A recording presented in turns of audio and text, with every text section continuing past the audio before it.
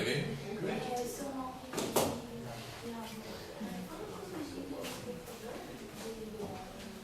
Okay. Why don't we begin then? Okay, welcome to the second lecture of this very short yet intense course on the philosophy of human rights. Before we move to today's topics, let me a little bit go over the main points we did yesterday and give you the chance to raise questions that might have become clear in your minds as questions from when we stopped yesterday up to now. So remember, basically the point of yesterday's lecture was to update you to the contemporary debate in the philosophy of human rights. I have started with pointing out that the foundational question is one of the many questions that you might have from a philosophical perspective about human rights. It's not the only one. So the problem of the foundation of human rights does not exhaust the philosophical question you may raise about human rights, but in my modest opinion is a question that enjoys a sort of logical priority over the other ones. Remember, I told you, while it is possible to remain a little bit uncertain about the exact list of human rights we should have,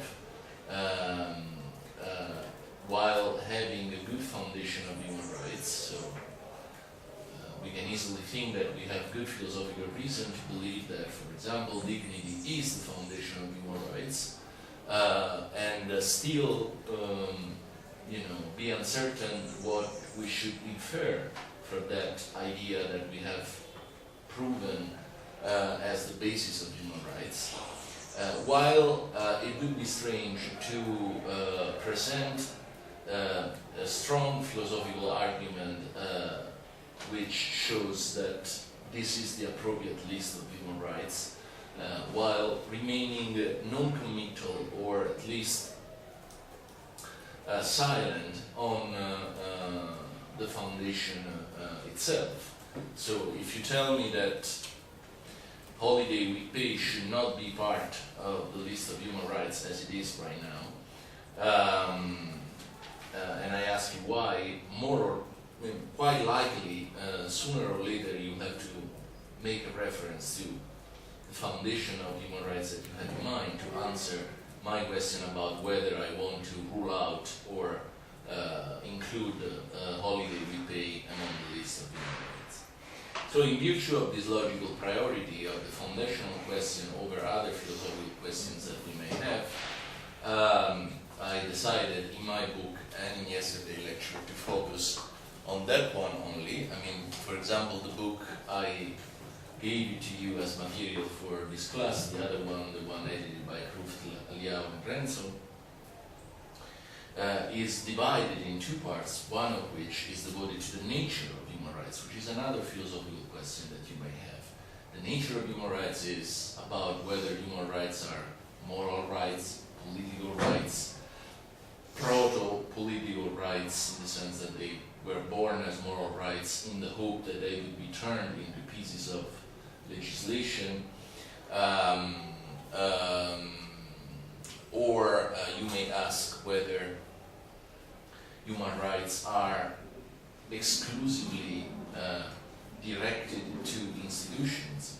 There is a powerful stream in the philosophical lectures of human rights that argue forcefully for the idea that the addressees of human rights are not you, me as private citizens, but always institutions.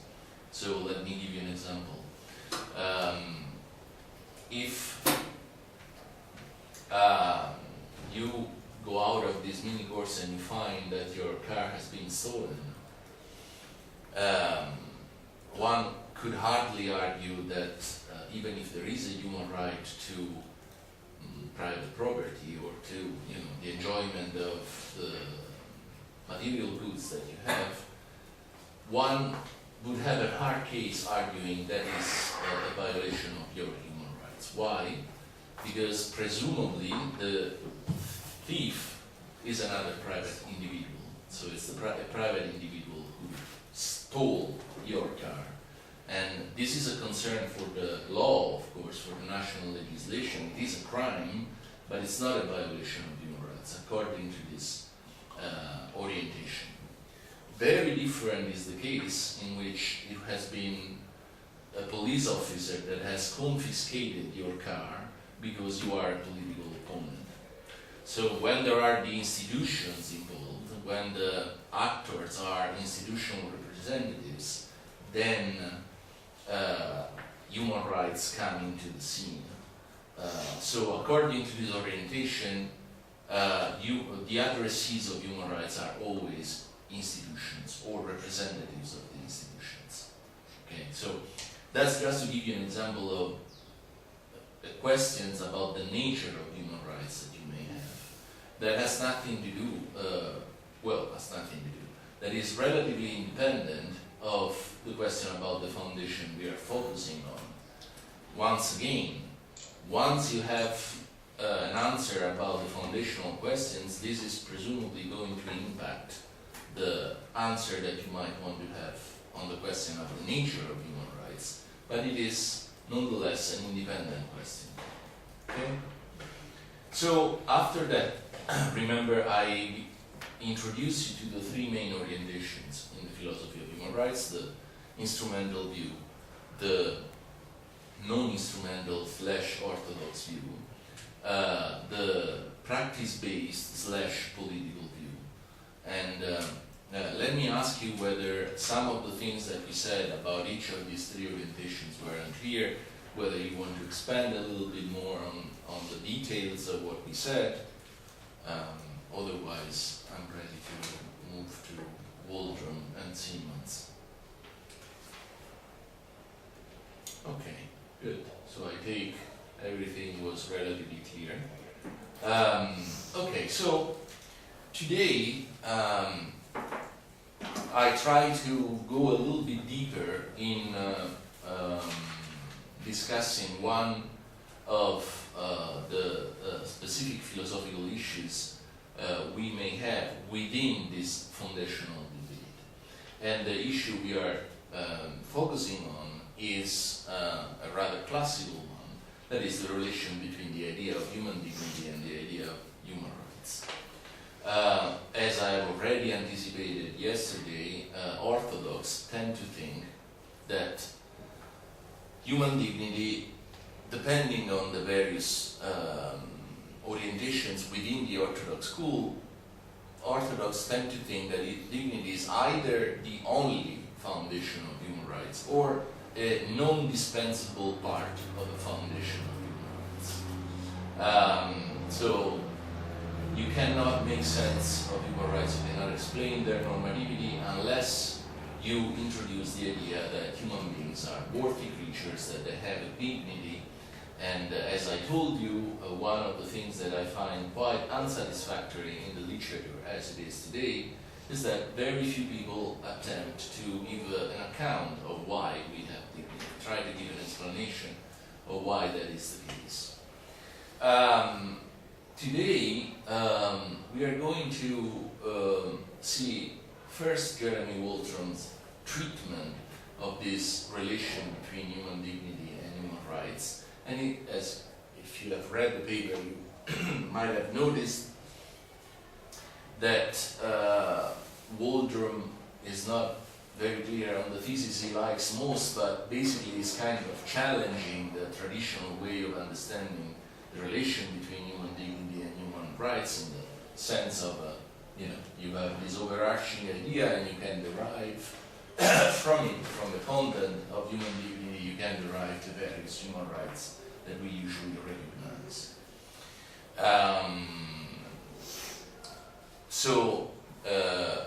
His paper is kind of critical view of the traditional way of understanding this relation. And John Simmons is a reply to Waldron in the sense that while acknowledging some of his points, he tries to make a case in favor of the traditional view that ultimately human rights can be derived from a moral foundation, can and should be derived from a moral deeper layer, and in his particular interpretation, this deeper moral layer is the one provided by natural rights. So we are going to see how this works, but what I'm going to do, what I'm going to propose to you is to go relatively quick on Jeremy Waldron's paper, highlighting the most difficult parts of the paper, and then stay a little bit closer to Simon's reply, among other things because he replies to Waldron, so by looking at the replies we will have a chance to go back to Waldron, obviously.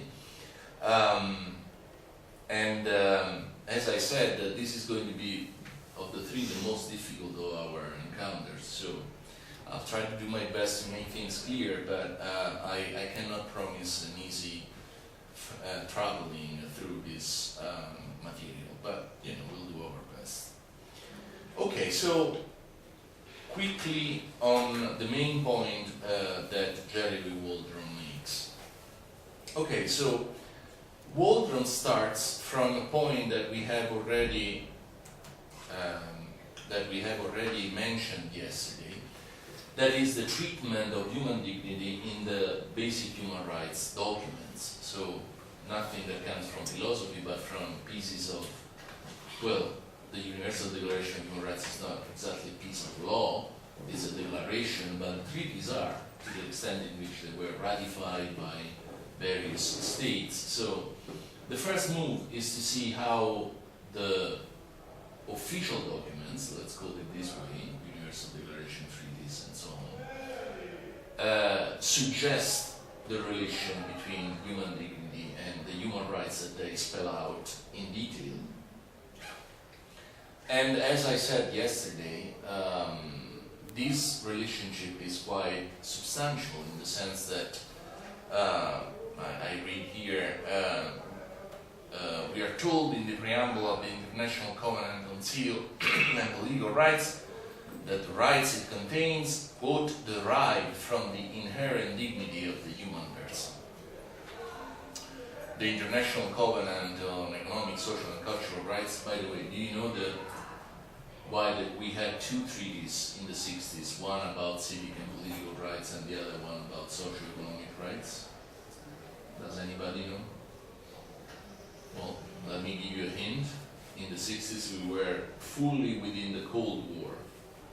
So, the civic and political rights were those asserted by the West, the social and economic rights were those asserted by the Eastern Bloc. And in fact, the first of the two treaties was ratified by Western liberal democracies, the other one was ratified by countries belonging to the Soviet bloc. So it is only much later that the ratification got mixed, so to speak, and they were ratified both. I mean, of course, the Cold War ended, so that's why we have two different treaties in the 60s. So, back to our point, even the International Covenant on Economic, Social and Cultural Rights proclaims that recognition of the inherent dignity and of the equal and inalienable rights of all members of the human family is the foundation of freedom, justice and peace in the world.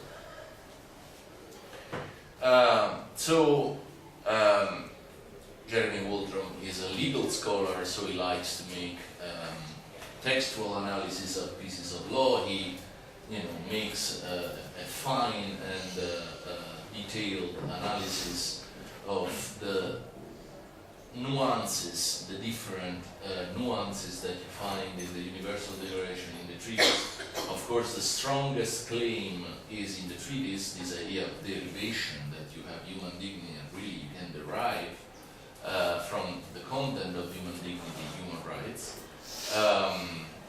And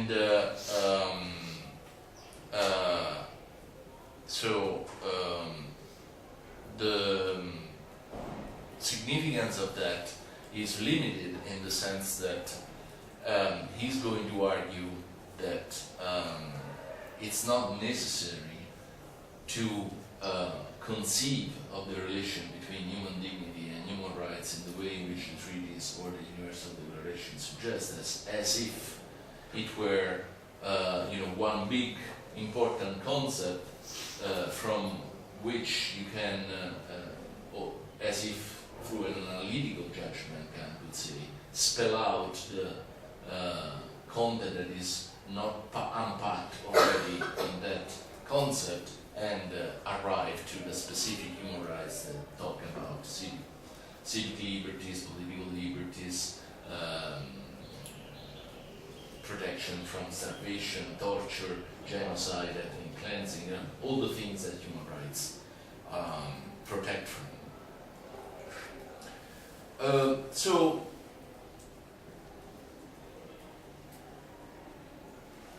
the other thing, always in this legalistic mood that Jeremy Waldron does, is to notice that dignity in the official documents does not appear only in the preambles, so what we just read. So at the very beginning, there is this reference to dignity, but sometimes dignity appears also in each human right that is stated by the various articles.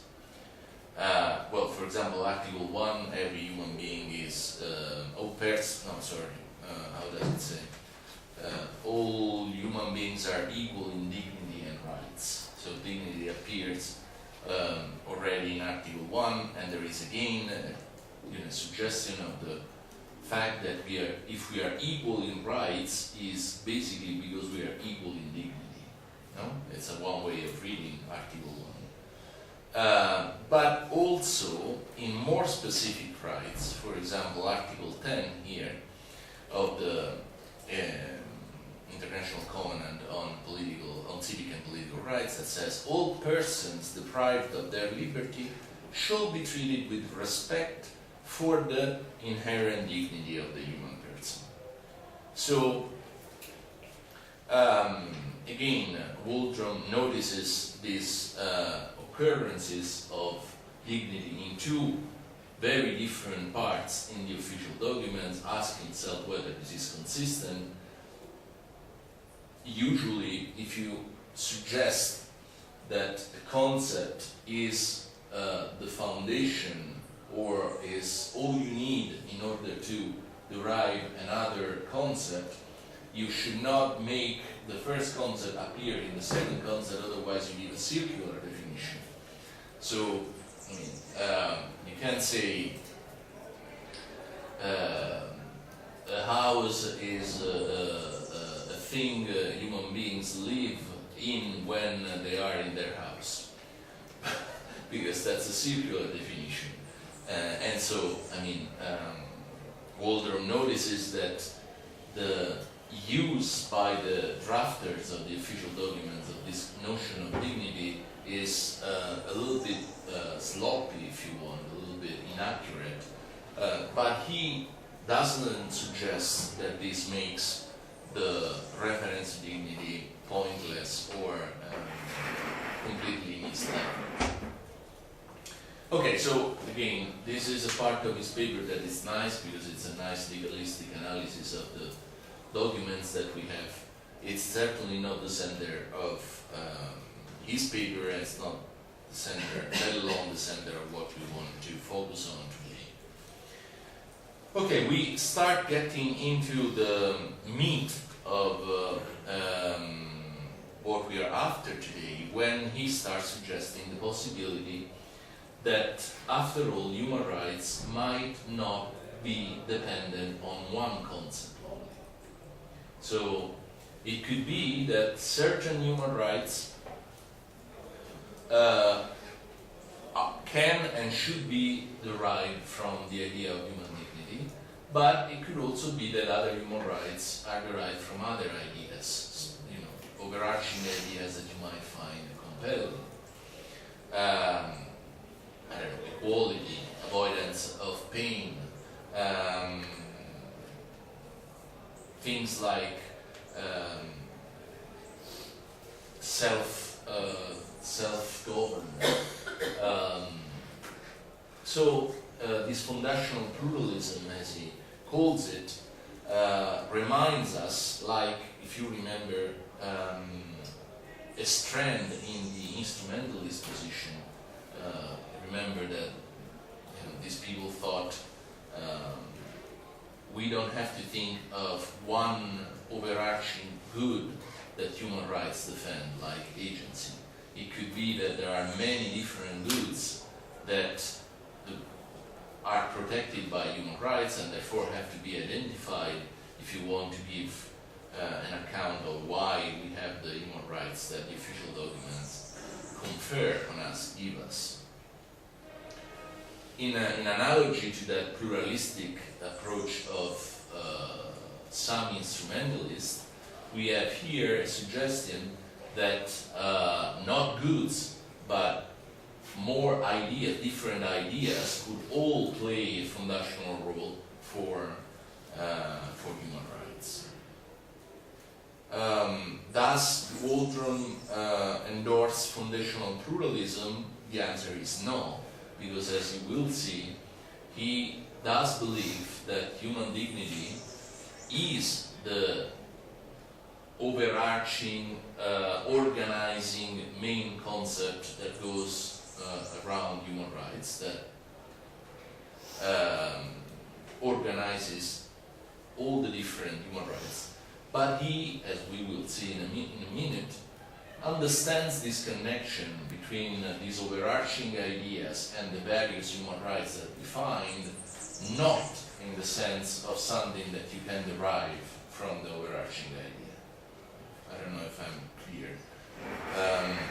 But it will become clear when we distinguish with Waldron, which is, I think, the best part of his paper, these four different senses in which we could have a foundation. So he's not a foundational pluralist because he does believe that human dignity is the central concept of human rights, but he's not a foundationalist like me or other people like Siemens, because he does not believe that you have to conceive of the logical relation between the concept of human dignity and the various human rights that we find in the documents as if you could logically derive the specific human rights in the documents from that overarching concept. The alternative way of conceiving of this relation that Waldron suggests is something that we will explain in a minute. So, okay.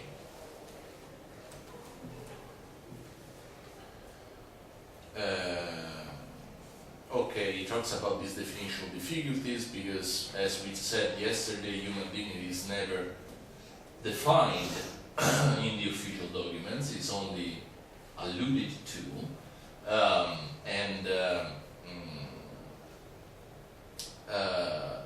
Again, Waldron recognizes this point made by Schachter and McCrudden, but at the same time he thinks this is not that big of a problem.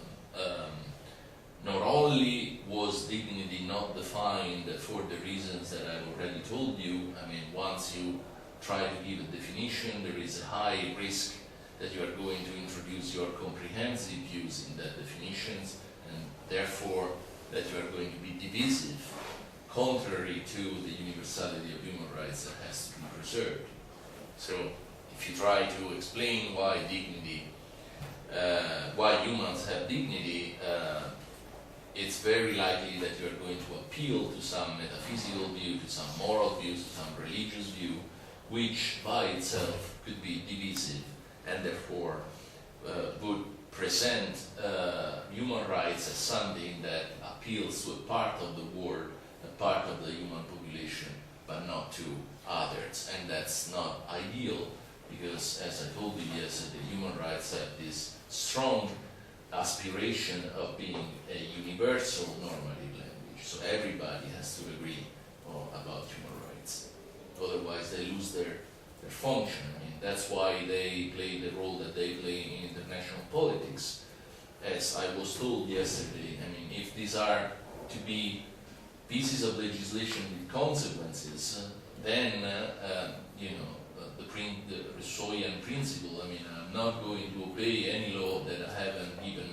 consent to. So if there have to be international norms, basically there has to be an argument that says these are not just my norms, but are everybody's norms. Okay, so there are these definitional difficulties, fine. Waldron is not moved too much by it. We don't have an official definition of human dignity, that's fine for the reasons that I've just given to you. But Waldron thinks that doesn't mean that we cannot try to conceive of human dignity or try to use human dignity as the organizing concept that unifies all human rights. So a lack of explicit definition doesn't preclude the possibility of human dignity being that overarching organizing concept that makes all human rights cohere in a unified body. Okay, so next point that Waldron makes is the question of whether we really need a foundation of human rights. And he makes many examples, also taken from natural sciences, of the lack of a necessity of having a foundation for having a body of science, a body of knowledge, a body of laws perform the functions they are meant to perform. So basically, nobody denies today that human rights have come to play the significant role in international politics that we know, despite all the hypocrisy of the governments that we also noticed yesterday. And this has been done without having an official foundation of human rights, right? Human rights live pretty well without a foundation, and I was asked yesterday whether this foundational question that I'm imposing on you is just a preoccupation of philosophers or has some practical significance. I've said that I think it may have some practical significance because having a better idea of where human rights come from could convince few skeptics in the world. It could give us more clarity on which specific rights we have to include in the list of human rights and so on and so forth. But it must be recognized that even in absence of an explicit foundation, human rights have lived pretty well in the last 60 years, and they have, increased their impact on international politics quite independently of the fact that no philosopher or no legal scholar or no what have you has come up with a convincing foundation of their normativity. Again, while suggesting this possibility, Waldron thinks that we should not give up the foundational hope, so to speak. And here comes the most important part of this paper, in my opinion. We have to be very careful when we introduce this idea of a foundation, because by foundation we may mean, like famously with being, as Aristotle taught us, very different things. So he distinguishes 4 different senses in which you may speak of concept alpha being the foundation of concept beta, or a set of concepts that you may call beta. Now, the first one, as you see here, is the most straightforward one. Alpha generated beta. So it's if you think, for example, that human rights were born from natural rights, then you may say that natural rights are the foundation of human rights as a matter of genealogy, right? History or genealogy. We already said yesterday that we don't want to commit the epistemic fallacy here of, or the genetic fallacy, sorry, of thinking that just because beta was generated by alpha, then the normativity of beta is by itself guaranteed by the normativity of alpha.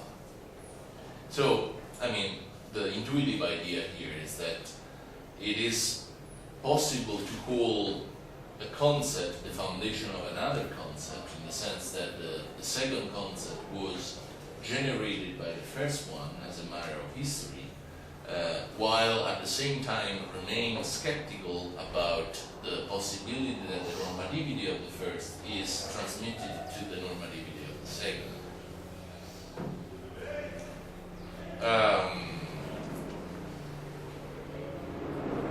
So, in translated into the language of the relation between human dignity and human rights, Waldron points out, it is implausible, he thinks, to suppose that human rights grew out of a discourse of dignity. So, if we take the historical genealogical perspective and we ask ourselves, is dignity the foundation of human rights? Then the answer, Waldron thinks, is no. No, because human rights were not generated by a treaty, a philosophical or legal treaty on human dignity. So it's not that the drafters of the official documents had, a treaty on human dignity on their desk, and they read the treaty and then they generated the list of human rights that we have. So they may have said in the preamble that human dignity was the thing human rights are derived from, but it is certainly the case that when they listed the human rights that we have, they were not taking that list from some pre-existing treatment of human dignity. So the Helsinki Final Act declares in Principle 7 that all human rights and fundamental freedoms derive from the inherent dignity of the human person.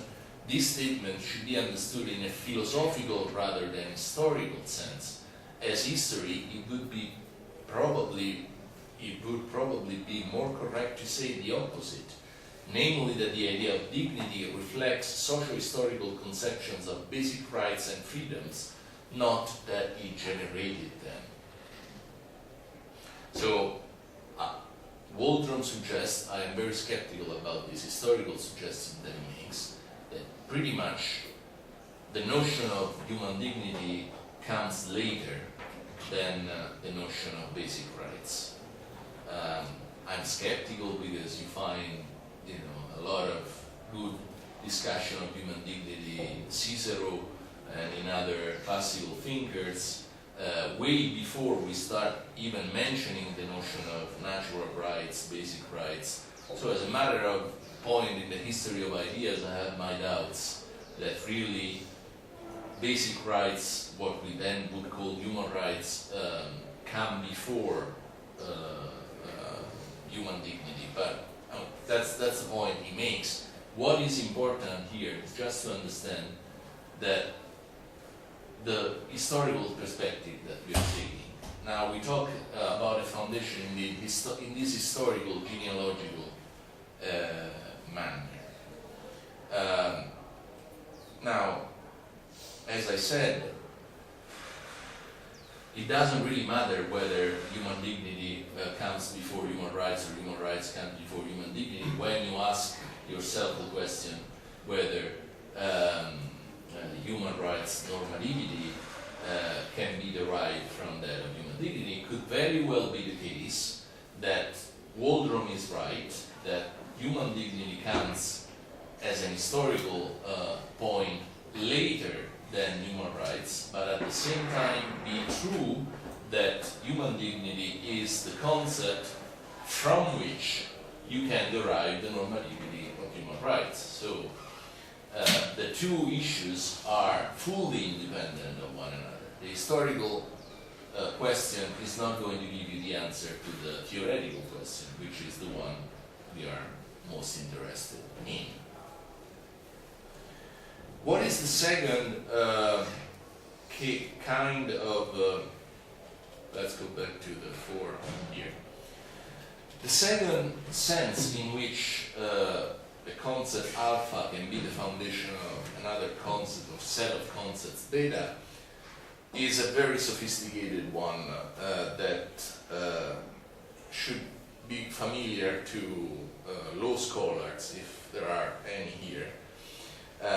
Because Waldron presents here the same relation between alpha and beta that goes that Kelsen imagines between the Grundnorm and the various specific laws that we have in legal bodies. So we no longer have the idea that historically one comes before the other. Rather, we have the idea that the validity of a specific norm depends on the validity of a pre-existing and higher law, which, going up in this progressive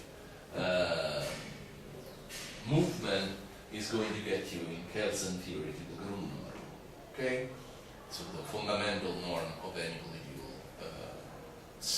body of laws, or any legal body. So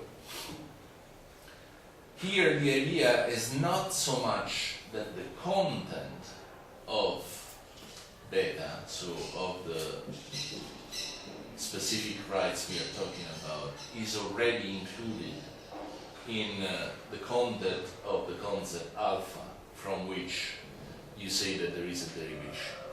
It's more the idea that the validity of the prescriptive elements that you find down is justified, is generated by the validity of the higher norm that you find above. So there is no conceptual relation between alpha and beta. It's just the validity of the one that is transferred to the validity of the other.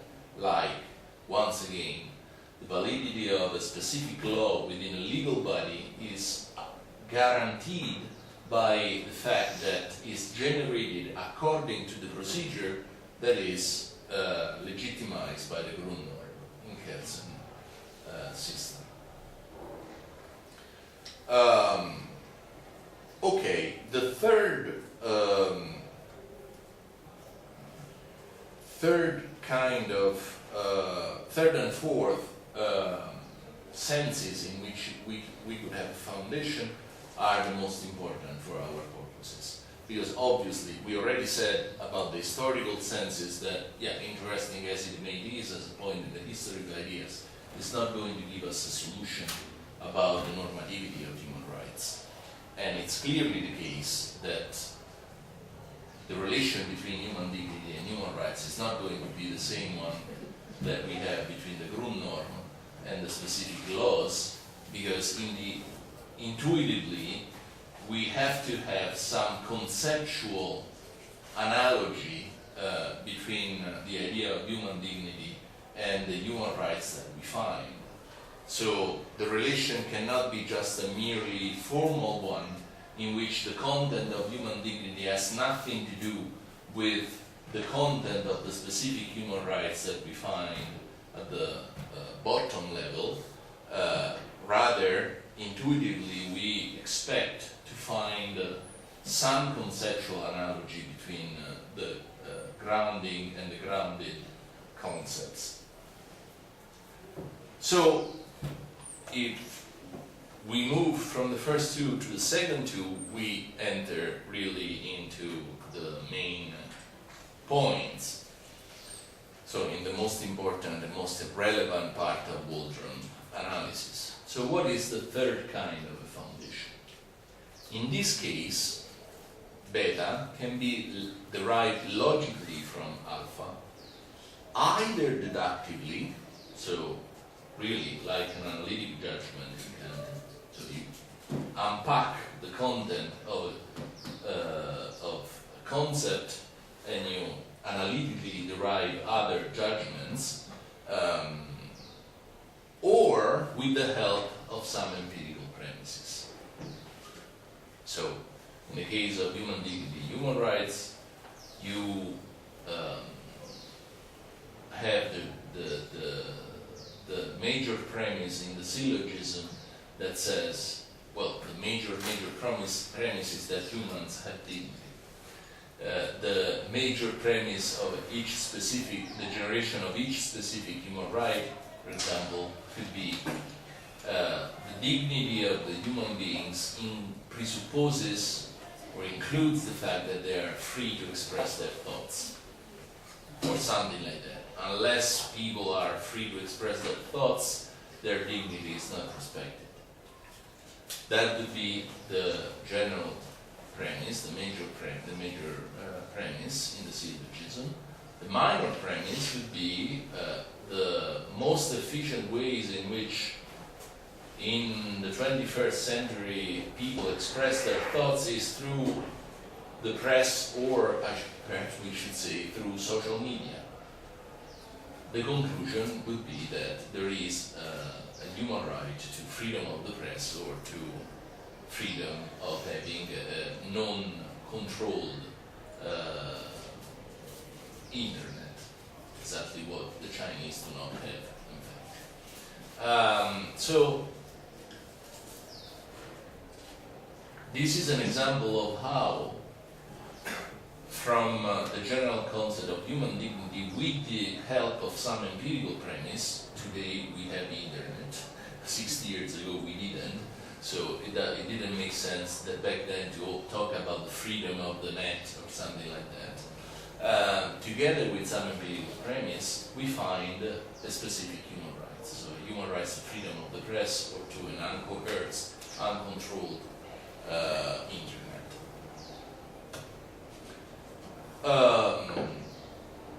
This is pretty much the way in which traditionally the foundation has been understood.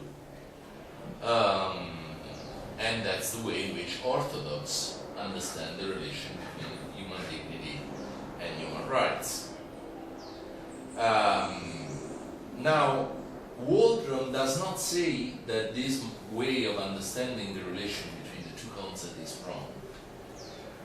Rather, he likes to highlight, and this is a great, I think it's a great improvement that he does, that there could be a fourth way of understanding the relation between these two concepts that is not as deductive as the third one. In this case, as he says, alpha throws some indispensable light on beta, or helps in the interpretation of beta. So what does that mean? In what sense alpha can be a foundation of beta by throwing some indispensable light on beta? Well, in this case, more or less, we do not present the relation between human dignity and human rights in the sense that you can really derive the content of human rights by unpacking what you already find in the content of human dignity. Rather, you claim that it's possible to come up with a better understanding of human rights if you conceive of them as loosely related, or in some way connected to the unifying idea of human being. What is the difference? Well, let's imagine that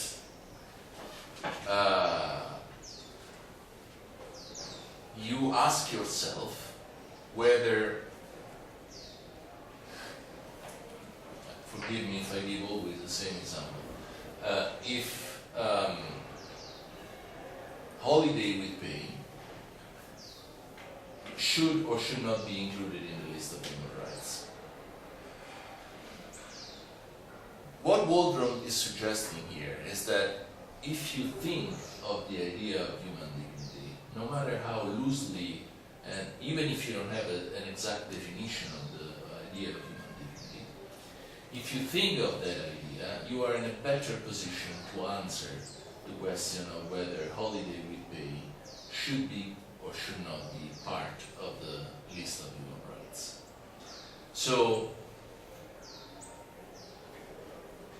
I guess that in this case, we frame the questions that we may have with some reference to the idea of human dignity, and through that specific framing, we try to give an answer. So if we think that without holiday with pay, the life of human beings is less than dignified, that there is a loss not just of well-being or happiness or achievement or excellence or stuff like that, but there is a loss of dignity in a life that does not have holiday with pay, then we may think that holiday with pay is to be in the list of human rights.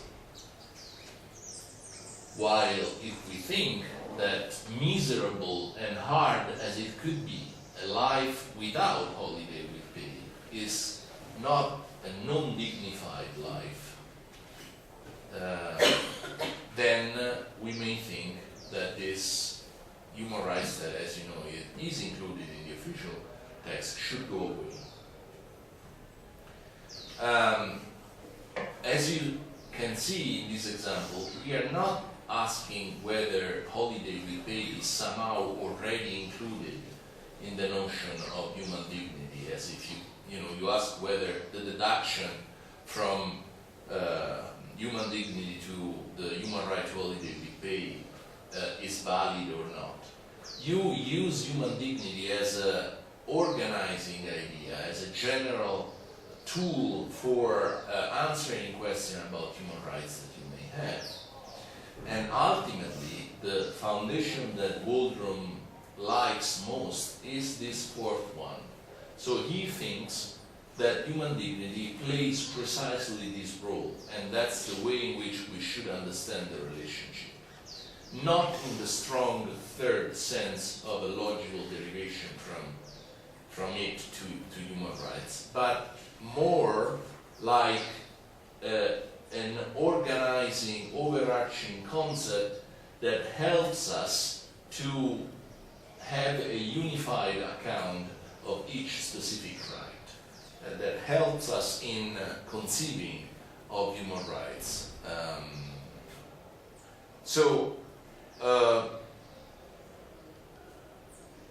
This allows Waldron to, and that's the position that he takes, that allows Waldron to his famous thesis that dignity is not a concept value, but is a status value, is a status concept. Sorry. So what does that mean? That dignity we should stop thinking of dignity as a value that generates all human rights. So there is the value of having a good life, there is the value of having a life in which you express your full potential, there is the value of having a dignified life. That's the central value. From this value we derive, like the third derivation suggests, derive all the human rights that protect this special value. No. According to Waldron, dignity is a status, and by status he simply means a short name, an abbreviation for the list of privileges and entitlements that one has. So, for example, a judge has a status. What is the status of a judge? Well, the judge has the privilege not to be addressed to in an aggressive way in a tribunal. That's a privilege that the judge has, right?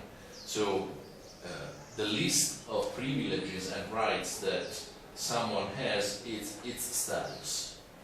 A nobleman in European Middle Age was someone who had a list of rights and privileges that other people did not have. That was his or her status. Okay? Waldron says dignity has to be conceived as a status precisely in this case, in this sense, not in the sense that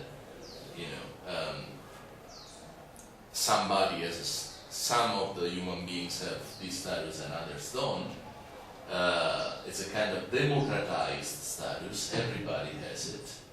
In fact, actually, this theory comes from his former treatment of dignity, rank, and some other thing, a book that came out in 2012, in which his basic idea was human dignity is nothing but the democratization of the high status for individuals that was formerly reserved only to a part of the population.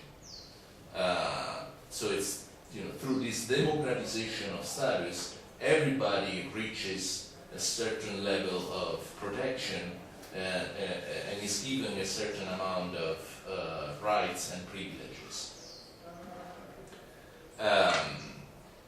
So, in saying that dignity is not a value but a status, Waldron is simply suggesting that the relationship should not be conceived as it is traditionally done as one in which you have a higher big value that is capable of generating other normative prescription as expression or protection of that big value, but more modestly as a kind of short name for, the numerous privileges and rights that are reserved through the list of human rights. Now, is it a short name in the sense that you could also call it, height, or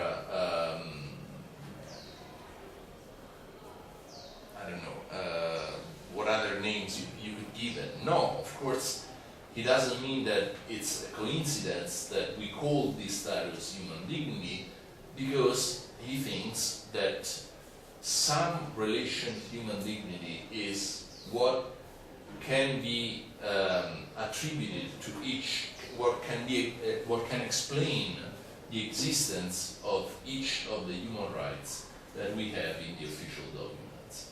So it would not be the same if we call this status X, Y, or Z.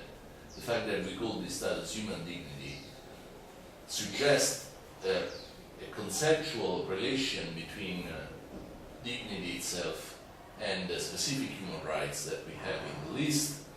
But once again, this doesn't need to be conceived as a deductive relation between the higher concept and the lower, more specific ones.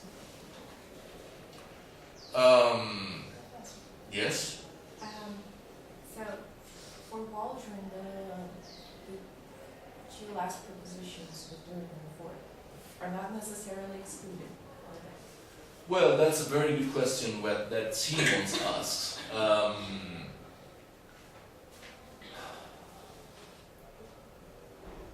If you ask me what Waldron thinks about the relation between the third and fourth, whether they are mutually exclusive, I am tempted to answer that he does think of them as exclusive.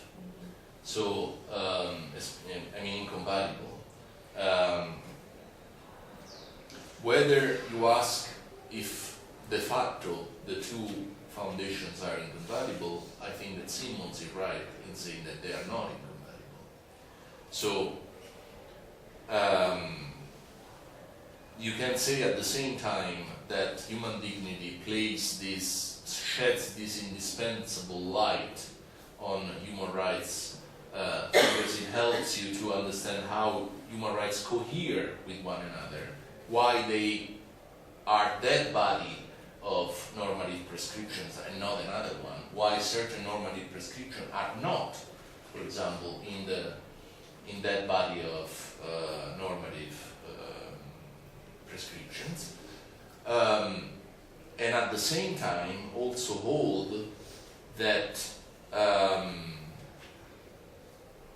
these specific normative prescriptions can be derived from some higher moral ground that could be one or more moral values. So, in the case of Simmons, that we will see in the second part of today's lecture, this higher moral level is the one of natural rights. In my case, this higher moral level is the notion of dignity with a specific concept. Okay? So,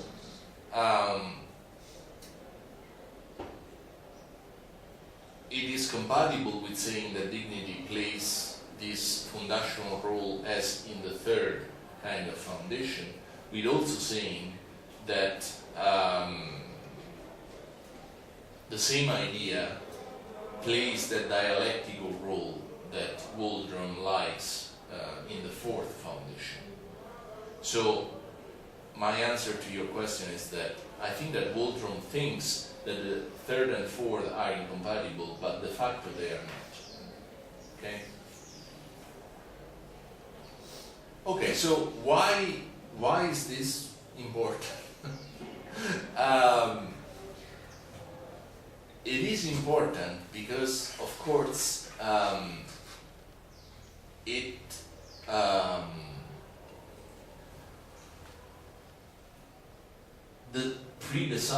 precludes or does not preclude the possibility of having a more traditional foundation of human rights, like the one that I defend or other people, other Orthodox defend. Because if we exclude the third kind of foundation, and we say that the only possible way of understanding the relation between human dignity and human rights is the fourth one, then we need to abandon the hope of providing a strong foundation of human rights that could convince the skeptics or that could,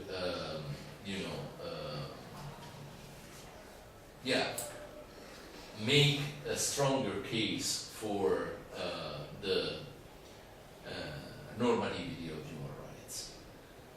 Because the fourth kind of foundation that Waldron defends is very sophisticated and nice, but ultimately is telling you that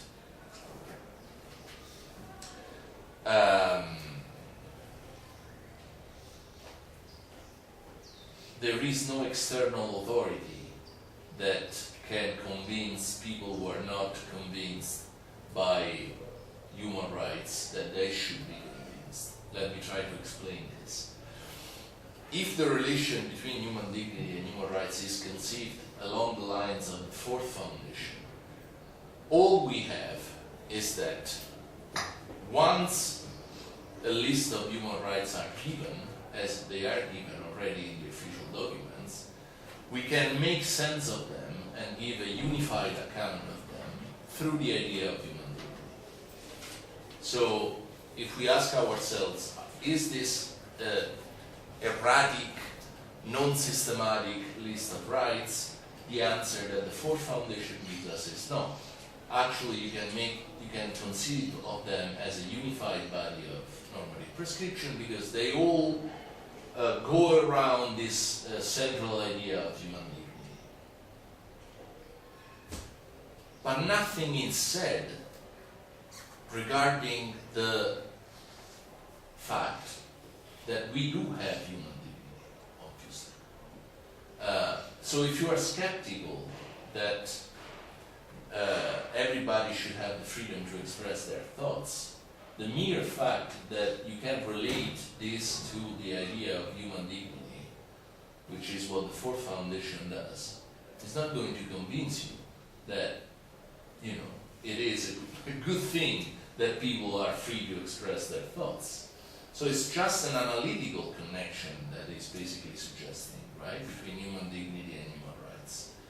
Those who are not convinced by the existing human rights are not going to be moved a lot by the fact that Waldron shows to them that all these human rights converge toward the idea of human dignity. Because, okay, fine. Maybe I'm not a big supporter of human dignity either, might the skeptics say. Whereas in the Third Foundation, it seems to me, and it seems to Simons, and that's what we'll see in the second part of the class, by offering really a basis for the derivation of human rights, you are in a better position to counter the skeptic, because if someone comes to you and says, no, I don't think that everybody should be free to express their thoughts, only people with a degree should be able to do it, because there are so many ignorant people, and no, they should not be given any hearing, and so on and so forth. They should not be given a vote, something that I myself think now and then, but and so on and so forth. Well, you have the possibility of answering this kind of skeptic by saying, look, dear skeptic, I can show you that the freedom to express one's thought is a non-dispensable component of human dignity, and at the same time I can show you that all human beings have this dignity. So I can derive for you the human right to freedom of the press, freedom of expression of one's thought, and so on and so forth, from this basis that I can give you an argument for, that I can defend through a philosophical argument. So we are no longer dealing with showing just an analytical connection between a general idea and more specific ones, like in the fourth model, but we are dealing now with skepticism about the lower level, the level of human rights, countered by an argument that proves a logical connection between a higher ground, an higher moral idea, which is itself grounded. So I think that, and this is what Simons will try to show. Professor, just a question. Yeah. Just to see if I am understanding what you're saying. So the orthodox view has two main tasks. The first one is to show that human rights are derived from human dignity. But there is another task that is to show to this skeptic or something like this That we have dignity exists in human dignity. Two main tasks. Is it what you're saying? Yes, that's what I'm saying. That's at least my orthodoxy. The orthodoxy, as I told you, as is usually practiced, has only the first task.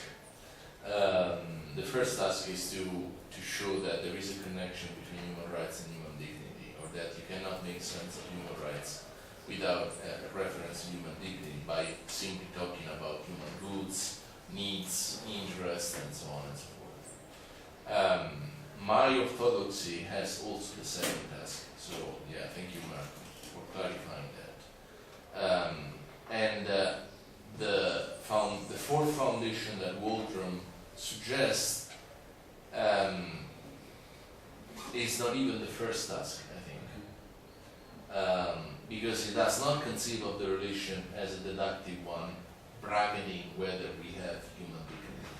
He doesn't want to say, okay, yes, I can show you that there is an analytical derivation from human dignity to human rights, but I'm not going to tell you whether the concept from which the derivation starts is well grounded. He's saying something different. He's saying the human dignity is only an organizing idea.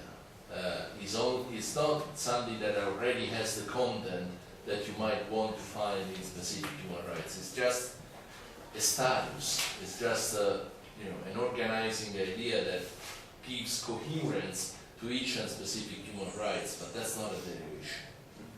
Okay? So. I have a question. This solution of problem for the dignity, as the dignity is not a value but a short name for a status.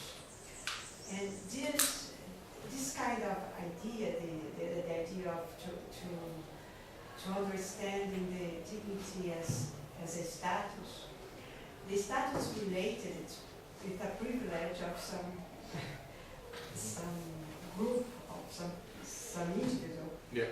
And it seems that it's a contradiction with the idea that the universal dignity that don't have privilege for some Right. group of some individual. Yeah. It's not a problem for you that you have this kind of... For Waldron, not for Yes, me. for Waldron. No, I mean, I was mentioning before his book from 2012 that is called I finished Dignity and Rank. There is a first concept that I forgot now, but his point is precisely this, that human rights are the democratization of a high rank that was once reserved to specific groups. And I don't think there is a contradiction here. So you thought that only the noble components of a society were given the right to speak freely, to express their opinions, to be treated with respect even when they were facing some criminal charge, and so on and so forth. Well, you know what? After the French Revolution, we think that everybody should be given this kind of respect, which is, in a sense, a privilege, but in this sense there is a contradiction. A privilege presupposes that somebody does not have it. Okay, sure, in this sense, yes. But the idea is coherent, right? There were certain rights reserved to a part of the population that now are predicated as enjoyed by everybody. That's the point of human rights.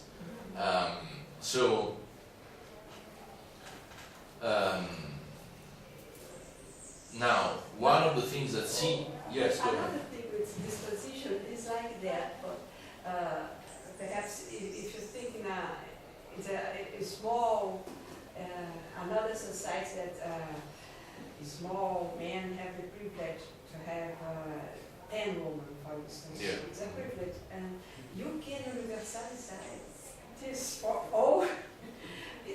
There are not enough women. We don't have to have a kind of meaning of dignity before for adopt this attitude to you. Why you have to universalize one kind of privilege and not another kind of another one? So now your concern is that this idea of universalizing privileges presupposes that you are talking about a specific kind of privileges, because not all privileges can be universalized. Yes. Absolutely. But I think that it's not historically inaccurate to say that, like, this is a point that the history of philosophy is usually made about Kant's ethics. The idea that, since we all have reason, we all have equal dignity, and that's the first secular at least, foundation of equality among human beings. I mean, no longer the idea that we are equal because we are offspring of God, something like that, but because we are all rational creatures. So, what I'm trying to say is that I think it's historically accurate to think that human rights are, if not only, but in a good part, the attribution to everybody of rights that were once attributed only to certain individuals within the society.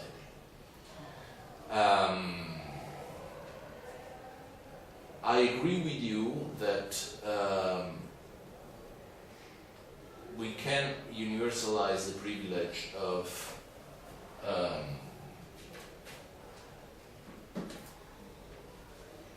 no, I don't know what happened. I'm not sure about what I was about to say, but I think I agree with Waldron that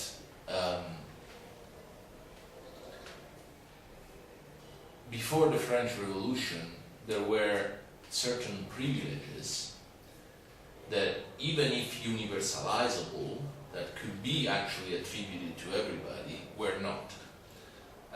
And that modernity, in a sense, and particularly the human rights culture, is about democratizing these rights that were once reserved only to a race, only to a gender, only to a class, social class, and so on and so forth. So I don't think that this is historically inaccurate. My problem with Waldron is that by making the relation between human dignity and human rights only a question of human dignity sheds indispensable light on human rights, there is some connection between the two. One is the organizing principle of the other one. But I'm not saying anything about whether we do have dignity or not. By making the connection in this legalistic way, I would say, because this is a legalistic analysis of the relation between one concept to another one. I mean, I'm not saying whether one is grounded on the other. I'm just saying that there is a connection between the two, and one makes sense of the others. I mean, it's nice, but it's not the foundation that we want if we want to counter the skeptic. It's not, at least, the foundation that I'm most interested in.